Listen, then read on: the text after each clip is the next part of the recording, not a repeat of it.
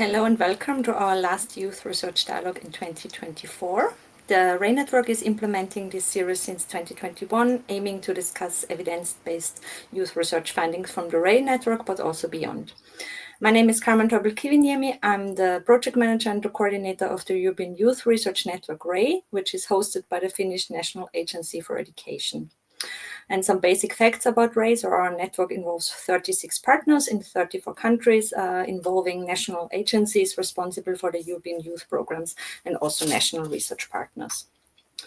Yeah, our topic today is enhancing youth participation, the role of European projects and social services. And we will approach and discuss this topic from different perspectives.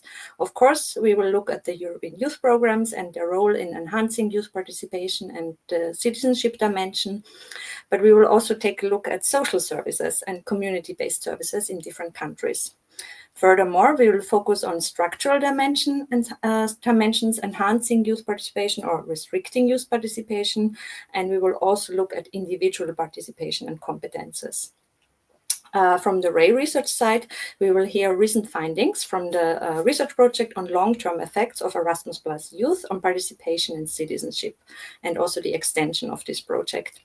And just a side note, the final report of this project, the final transnational report, is currently layouted and will be available on our website, researchyouth.net, at the end of November. So if you want to dive deeper, then please check it out. Yeah, we have Dr. Susanne Gadinger with us today. She is responsible for the coordination of this longitudinal RAY study together with Helmut Fennes and supported by Fred Berger and, of course, all the national RAY research partners in the countries.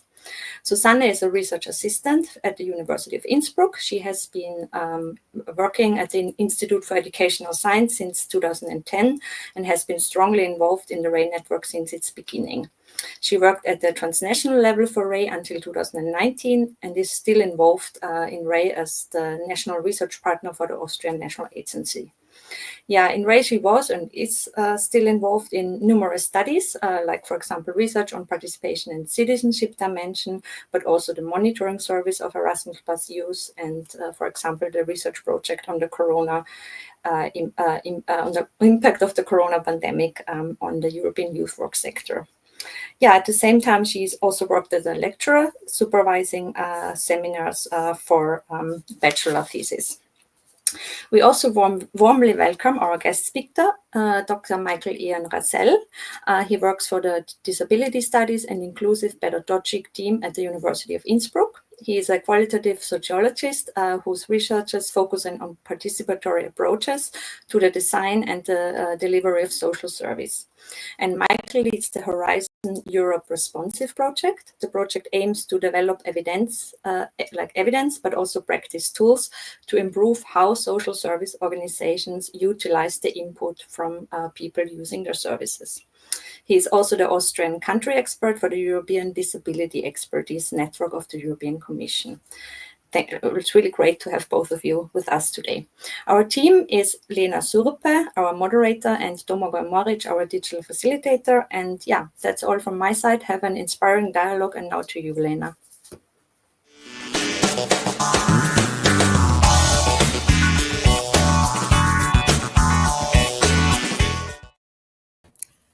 Thank you, Carmen, and welcome also from my part to this very interesting dialogue. I am Lena Surupe and I will be your host today. Europe is an increasingly diverse and contested continent where the realities of young people differ both between and inside the generations. This is very true also in terms of the interconnection between social inequality and equality in the complex field of participation and engagement of young people in their own lives and in their communities and in society. Today we have two very interesting and experienced researchers whose work over the past years has focused on issues of youth, participation, citizenship and democracy from the perspectives of both services and the European youth programs. From Susanne's and Michael's research, we can see the fundamental importance of participation and the realization of civil rights for the overall well-being of young people as individuals and as the community members and also as active citizens in the society and in the globe. And this is, of course, how European youth programs also should be approached and evaluated, both in terms of the experiences and its significance for individual young people and the impacts at the program level, how they can enhance the active citizenship and responsible participation and engagement, even youth-led engagement in the society in general. Both the research studies highlight the continuous need for also critically assess how the youth sector and the youth programs in particular can identify and mitigate the structures and practices of not only justice but also injustice and inequality that young people, especially those in various marginalized or vulnerable positions, experience in daily Europe across the continent. And this question, of course, is evidently also about power and its distribution, both between and within generations. Before we go into these very interesting presentations and then into the dialogue, I welcome you, the audience, also to share your points and comments and ask the questions, either via Facebook or YouTube channel or with using slido.com.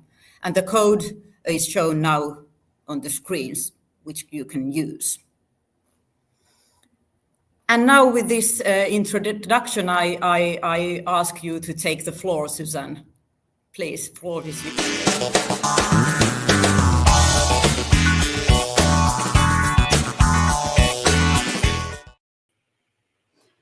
Yes, a very warm welcome to everyone, also from my side. The RAY Research Network started to research participation intensively in 2015. So we go to the next slide of the presentation. With the RAY LTE project, we wanted to find out if Erasmus Youth in Action projects contribute to participation and citizenship, and secondly, if these effects are persistent. So we applied a very broad research approach with 4 surveys over a period of 3 years. Before and after the project, the participants took place, as well as a series of 3 interviews before and after the project over this period again. And in the end, we had 217 participants of youth projects, which had completed all 4 surveys over this long period of time. And we had 82 participants who took part in all 3 interviews. We did many more, but in the shortness of the time, I stick to this. After this, we wanted to go deeper into the next question in the RAY Part project, looking at approaches which are effective in fostering participation and citizenship in the projects. We wanted to focus and to find out which key elements, learning methods are effective in motivating young people to engage in social society and to empower them to do so.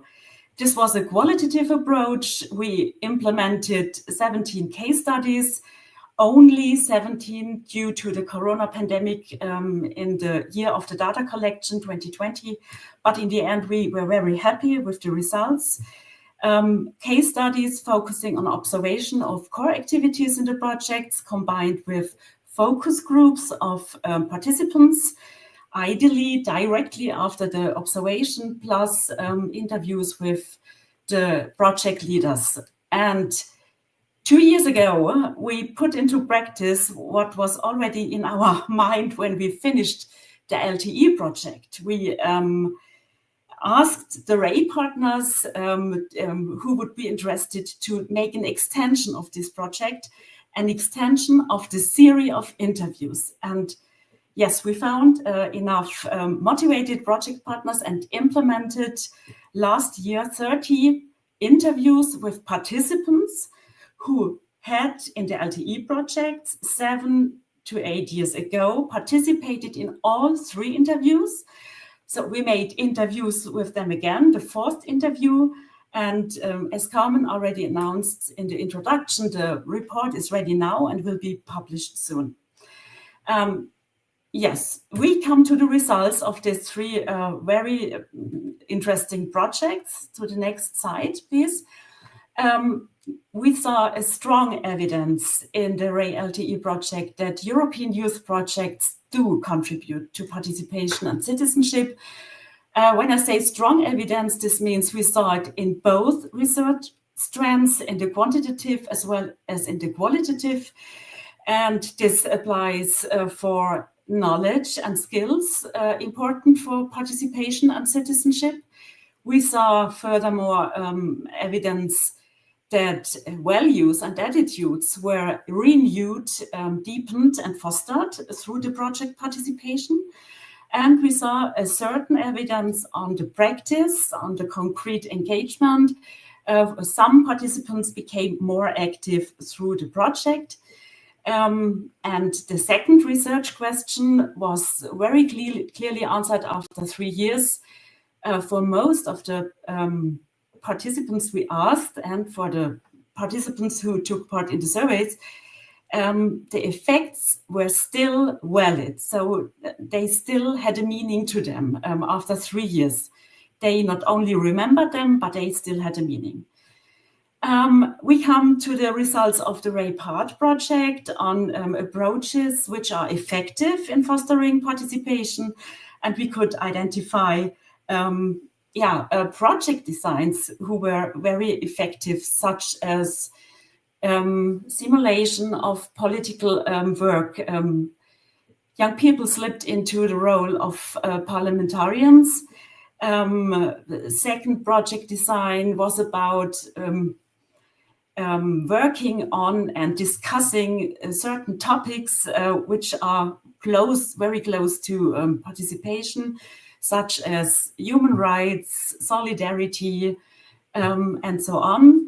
And of course, there were some other different project designs in which young people concretely participated and developed concepts to motivate other young people to become more engaged in society and politics.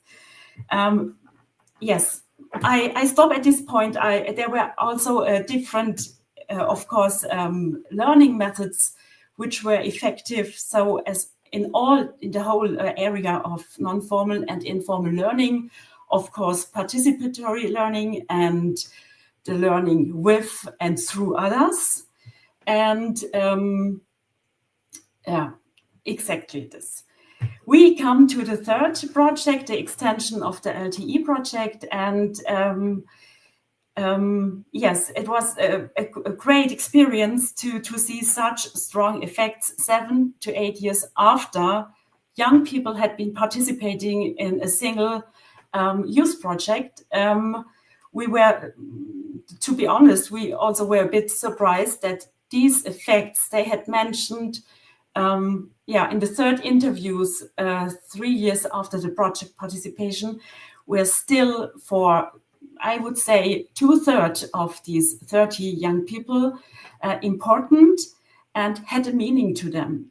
We had furthermore 5 young people who had been rather hesitant in the second and third interview about concrete or strong effects, or even said, no, it was a nice experience, but there were no bigger effects, who, but now in the meantime, 7 to 8 years after the project, say, now I see that it had an effect. I see it very clear. So this was really great to see. And there was one out of these 30 young people who completely changed her mind in the last 6 years, and now told us that she thinks European youth projects are counterproductive. Yes, I think so far it's enough, and we come to the next slide. I want to show you some quotations out of the interviews 8 years after project participation, and I'll just read them. I think they are quite impressive. Well, if I remember it now, we organized the whole project by ourselves. I gained confidence that there's no limits. I recall what it was to be a young teenager then, and it gave confidence and maybe a boost to life that, hey, you can do many things. I believe that many others who participated have got similar positive vibrations in their minds and gained certitude to act in their own lives. So FE3 stands for participant from Finland, number 3. And the next one, the fact, oh no, not the next slide, sorry, go back, the next quotation. The fact that the contest, and this was a project made as a contest, went well for me, and despite some things not really going well, I still managed to overcome them. That is the feeling you have inside forever, and when challenges change in the future, this feeling is still there that you will manage. This was a young person from Czech Republic. And now the last slide, please. A quotation from 2 young participants from Austria who did all interviews together. They participated in a project of a local youth theater. We really emotionally perceived and experienced Europe. Besides the intellectual understanding, we got a strong influence from the Erasmus Plus projects in respect of Europe. So these projects were formative for us. This is, of course, mentioned in our pitch documents. So I have to explain, both of them are now, after their studies, trying to become filmmakers. And as you see in the quotation, the topic of Europe plays such a strong role in their work due to the project participation. And the last one, others brought up feminist Germany during my European voluntary service in Russia. This shaped my view on the value of equality. It was the reason to think about equality. Thank you for listening.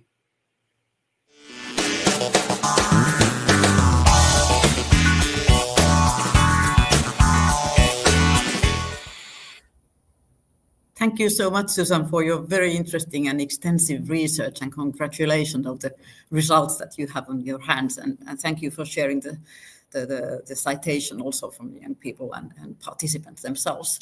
And now we go on, please, Michael, the floor is yours. How do you see this from the perspective of social services?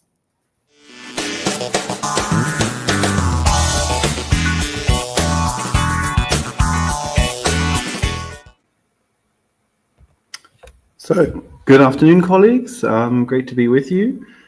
We'll just wait for my slides to appear. Wonderful. So I'm going to be talking to you about participation of young people at risk of social exclusion and their participation in being able to influence social services that are there to support them. And this is based on research that was conducted last year with 195 young people who are connected to youth services or child protection, family services. So a very specialized group of young people who are receiving targeted support for a particular challenge or form of exclusion that they live with. And what we were particularly interested is experiences of participation, but particularly the impact or that this participation had, how they regarded whether they felt there was a response or a degree of responsiveness from the social services with which they are engaging. The research, so the 195 young people we worked with, was qualitative with a participatory research design. So young people suggesting what the type of questions to ask, the topics to raise, how to do it, and how to interpret the results at the end that were coming. And this research took place in 6 different EU countries, quite diverse in terms of welfare state and also the youth services sector. So the degree to which they were NGO-based or state services, child protection is particularly varies across countries. But we were interested, what did young people say is a response that they see from their participation? So the results coming to you, and these are very freshly published on our website, so you'll be able to read more if you're interested. First thing to say is that when we looked as background research into legal and policy frameworks shaping youth services and child protection, we saw very limited references to participation, and especially almost no references to how services should respond to participatory input. So in terms of whether they need to publish answers, whether they need to show that young people were involved in decision making, that they need to be transparent about processes of decision making, that was quite a limited. We already know that the actual frameworks for youth services are not particularly oriented for participation. What we heard from the young people is that the number one thing, I think it relates quite nicely to what Susanne was talking about, the number one thing about participation is that it needs to make a difference in people's lives. It needs to, they take part because they hope for a change, might be in their own personal case, or more broadly for other people who are using the services. This change in people's lives is interesting because social service agendas are often much more directed to offering a particular suite of support, and sometimes the participation is often quite oriented towards organizational questions. How should we work? How should we do things? Rather than this focus on what can we do to change people's lives. So it's kind of there are different agendas for why young people and organizations might understand participation. Responsiveness or participation is lived very much through as an experience of relationships and interaction with staff. So youth workers, social workers, pedagogues in this field, that's how young people experience the social service. It's not the organizational background, it's not the back office, it's much more direct relationships, which is important. One key dislike that we heard was that there always felt to be a division between young people and services because they were often labeled or called the user, the child, the patient, the resident, the customer, different terms, but always creating a binary, a division between services and young people and beneficiaries.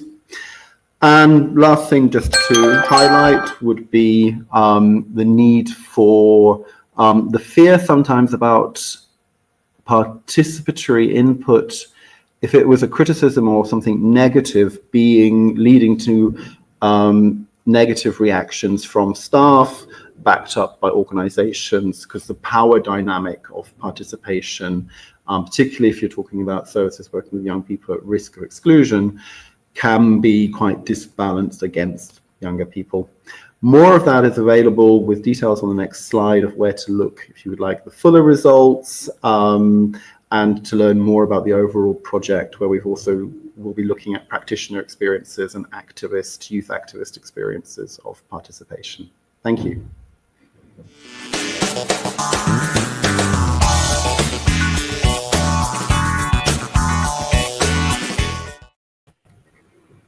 Thank you so much, Michael, as well, and both of you, very, very interesting. And I love your concept of responsiveness. I think it's very important also in this youth field. And now we have a great opportunity to discuss the lessons learned in the crossroads of the youth sector and social sector, and perhaps particularly with regard to how to develop our European youth programs. Michael, would you like, from your perspective and all your knowledge, would you like to state somehow how we can learn from your experiences and knowledge from the social services when we develop our youth programs at the European level? What lessons learned would you like to still share, and how we could develop our programs? And how did you inspire? What kind of inspiration did you get from Susanne's speech as well? Yeah, I mean, it's really interesting because, Susanne, you talk a lot about the individual skills and competences needed for participation that people felt they gain by doing it. And it's often important to kind of take the step back and sort of think what we heard is, what's the possibilities young people have to participate in the first place? So who goes to the rooms, who goes to the groups, who goes to the youth services? Many of the young people we worked with are involuntarily connected to youth services. So if they are in the child protection system, if they were involved with probation services, for example, these are, and I think the question of thinking about participation of diverse youth facing diverse challenges is very interesting, because they have very different resources and opportunities to be able to take part. So from gaining information, and this point about feeling that it would make a difference to their lives and their life realities. And I think that's why sometimes, even if I was going to be provocative, our conversation here, we are experts talking about participation, whereas actually the drive and the framework and the understanding of participation should actually come from the young people. And it would be not great to see programs where there is that flexibility and autonomy to build that into the project design, particularly, for example, for Erasmus Plus, where actually you can say, we don't really know yet what will come out because we can't predetermine this. So I think it's about setting that framework and not coming in with our perspective of, oh, it would be really great for our project to have more participation, because that's not, young people would say it would be more better to have a different project. So some of it is it's really about thinking, if we talk about values of democracy, if we talk about values of true participation and sharing shared input, this is would be my provocation, is to say widen the initial starting point. Thank you, Michael. A very good provocation. How would you like to reply on that? And how do you see young people as designers of current European youth programs, Susanne? Yes, so I want to follow up on what you said, Michael, about this should come from the young people themselves. So in my opinion, and what we saw from the research, the activity formats which are offered within the youth programs are a great opportunity to put this into practice. But I want to start, I wanted to add something else and come back to this point again. One result of our research was that many young people, rather young people, so they can participate in the age of 13, which is rather young.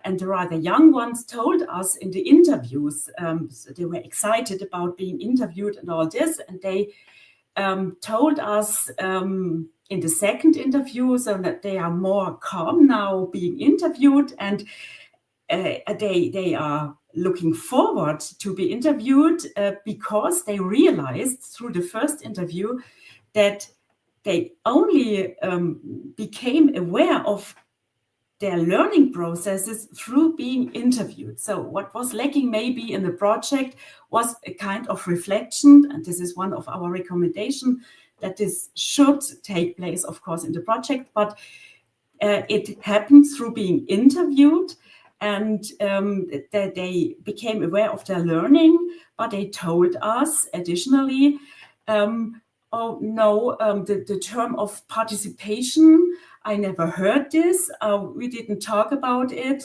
I don't know about it. And even young people who were already engaged before their project participation told us this. So we were a bit surprised. And yes, we drew the conclusion that obviously in the project there was no discussion of the term and of the meaning of the term.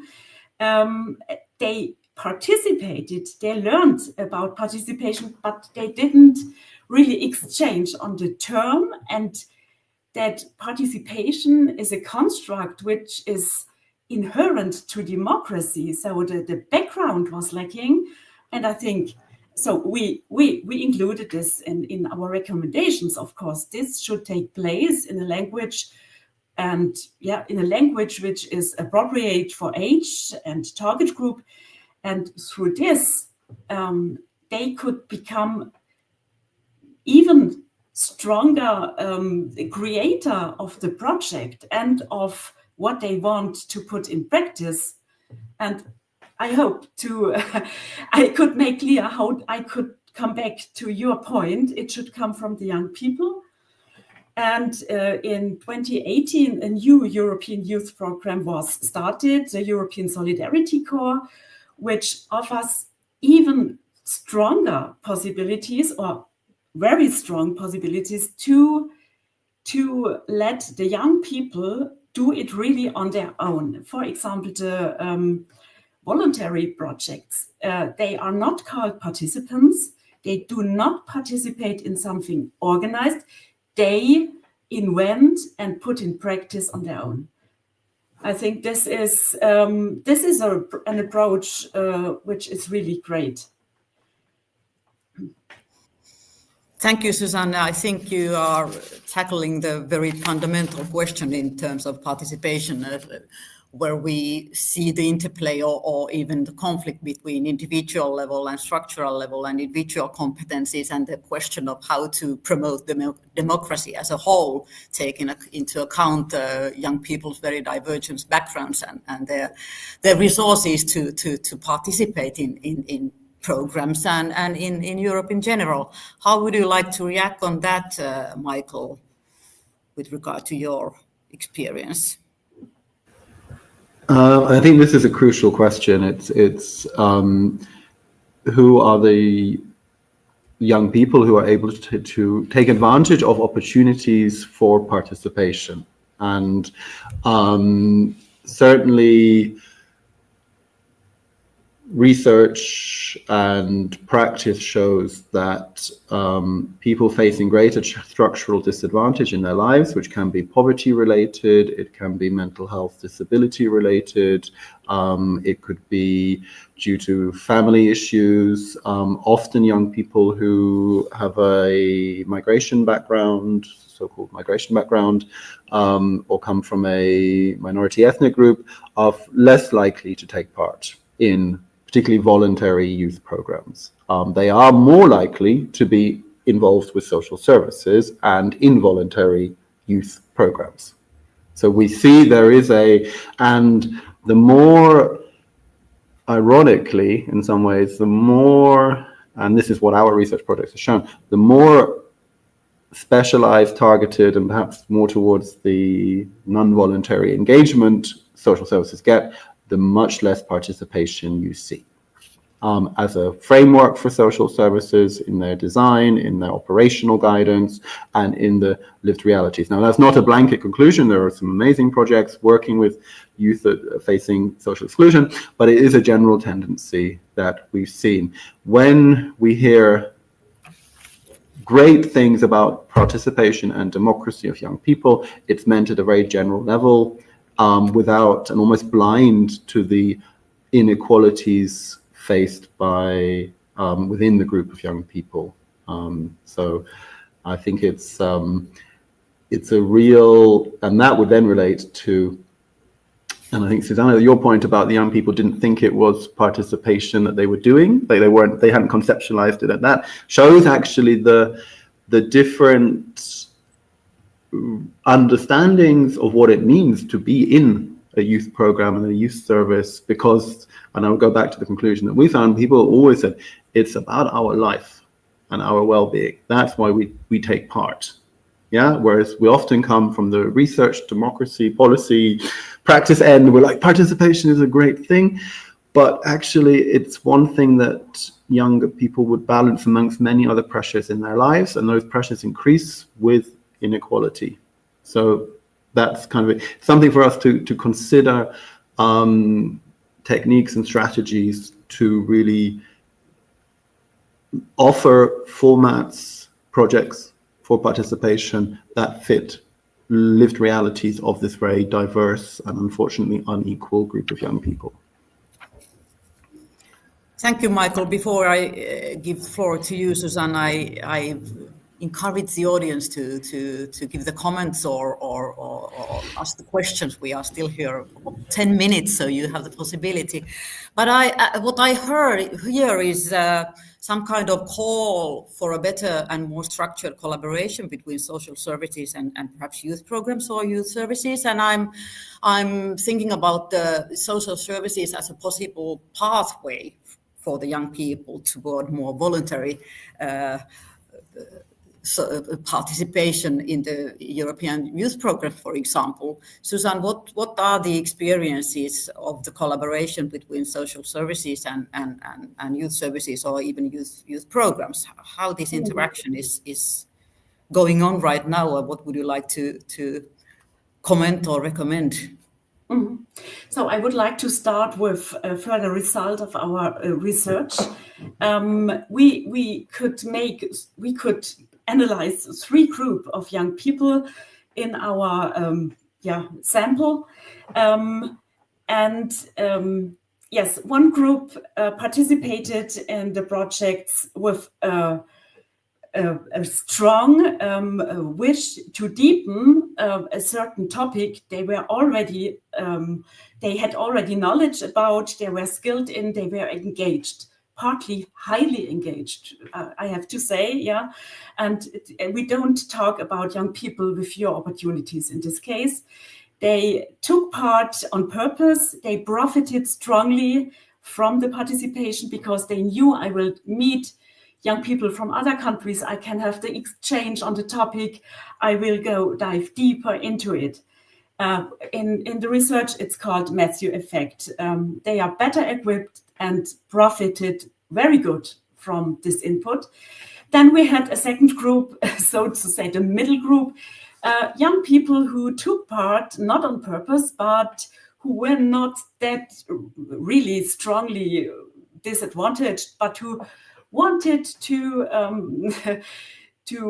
make a break, to make holidays. Yes, their mother read it in journal and told them, or a friend told, hey, there's a project, there's still a place free. So, or to bridge a certain period of time until they start a new training or something.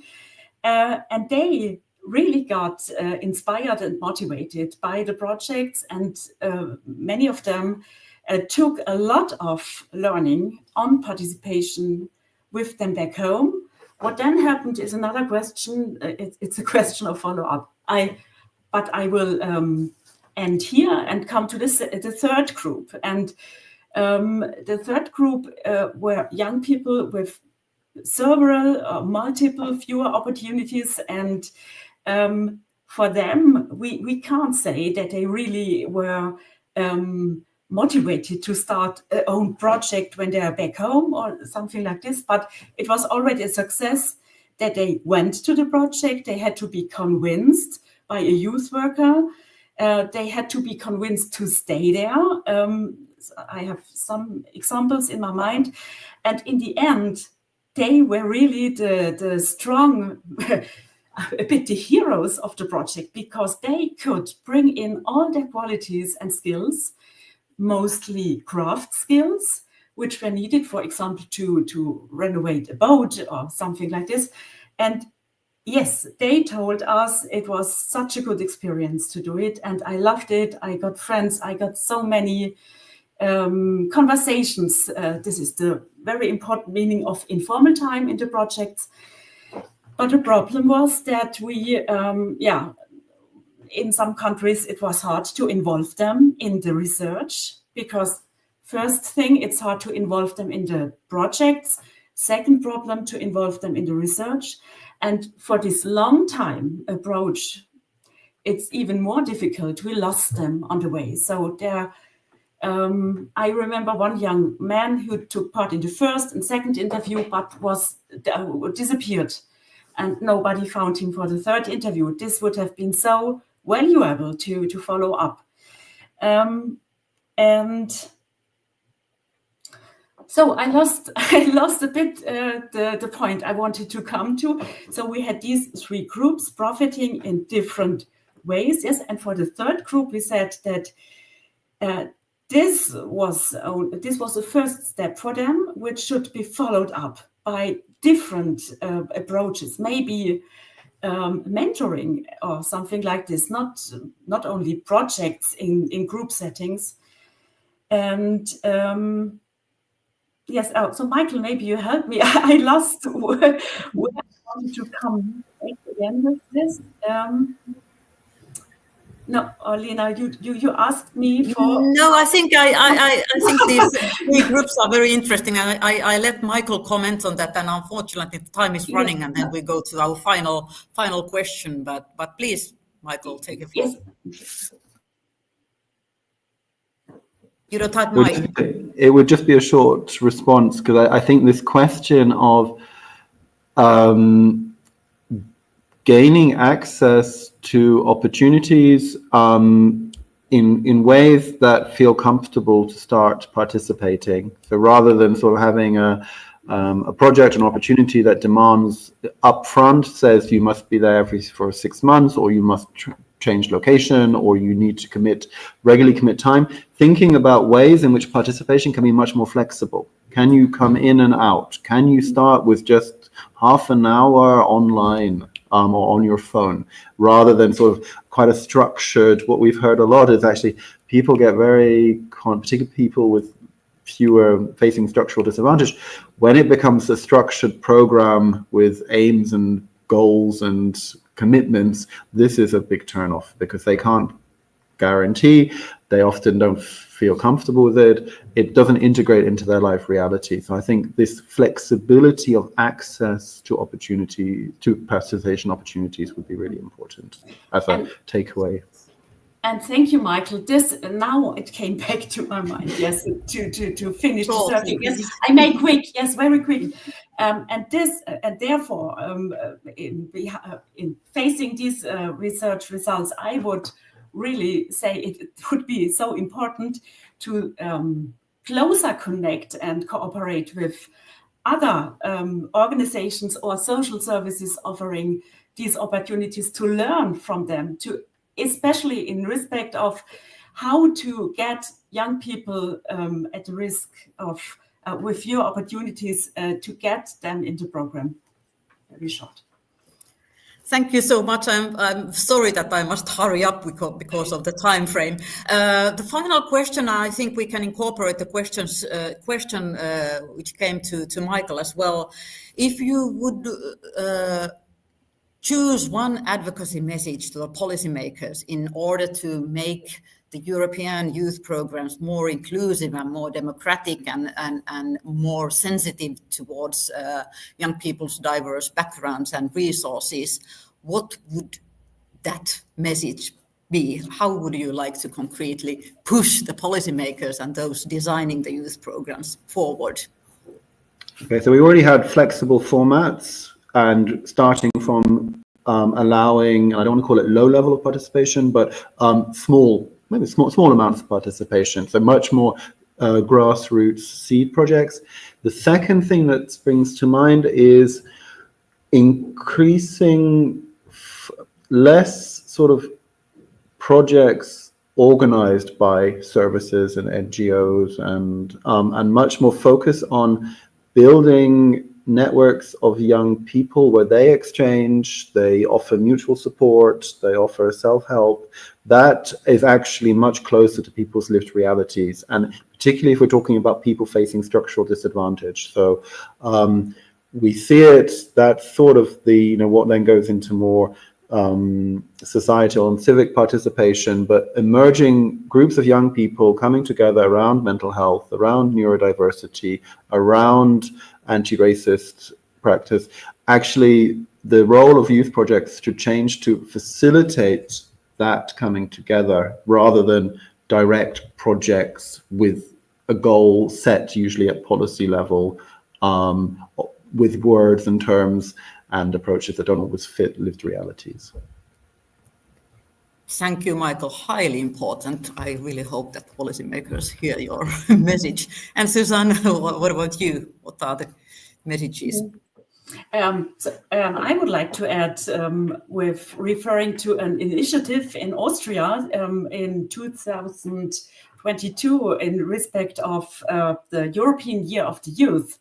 So they took funding from the European Youth programs and installed small-scale projects, and it was a big success. So organizations, initiatives, single persons could apply for a project, could apply for between 100 and 1,000 euros and make a project out of, yes, it should have, of course, something, it should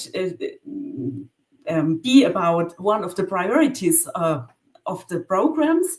And we saw that if we really put into practice what is for years in our reports recommended and written, to have a much more easier way of applying, not that big administrational work to do. If we only have one page, maximum 1,000 words, and 500 euros, there came so great projects out of this. Reporting was offered to be in videos, photos, with installations. I don't know. It mustn't be in a text, in a written text. So this was a big variety of possibilities to apply, to report, and to put into practice. And they really reached youth workers, street workers, all social pedagogists working with young people, and the young people with your opportunities. And this should be continued. Thank you. I think your words were excellent to close this dialogue. Thank you so much, Michael and Susanne. And to close this definitively, before I get the floor to Carmen, there is still one comment I would like to share with you. It would be great for youth work and social services professionals to jointly discuss and explore the recommendations of your studies, Michael and Susanne, supported by programs. So let's hope that it will happen, because I think this discussion should be going on. Thank you so much.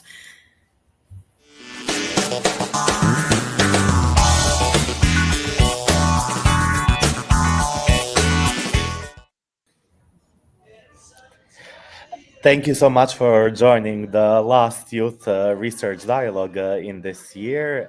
And yes, we have really good news. This stream will be available afterwards. So if you want to share it with your colleagues, you are more than welcome to. Yeah, and thank you to Domago and Lena for this great implementation of the dialogue, and also to Susanne and Michael. Of course, it was really inspiring, and as always, the time is too short. But yeah, so Domago already said it. This is the last dialogue, but we will continue next year. So please check out our website and our social media channels, and then you get also the updates. The first Youth Research Dialogue is probably in the beginning of February. Yeah, but then I think we close it at this point. Have a nice day, everyone, and yeah, see you soon.